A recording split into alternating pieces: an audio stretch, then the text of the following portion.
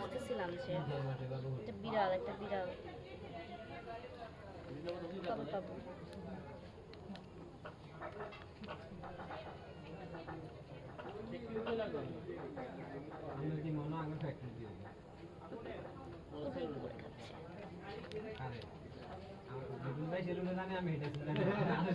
সে খুব মজা পাচ্ছে। ভাত দিয়ে মাইখা দিলে ভালো হতো। ভাত আছে ভাইয়ের কাছে? না, ভাত নেই। ওই কি মুরগি? মুরগির ব্রেস্ট পিস। আরে ওর তো তাহলে আজকে পিকনিক, ওর তো পিকনিক চলতেছে আজকে লিটারালি। ঈদ মুবারক। আমাকে খাইলো না বাবা।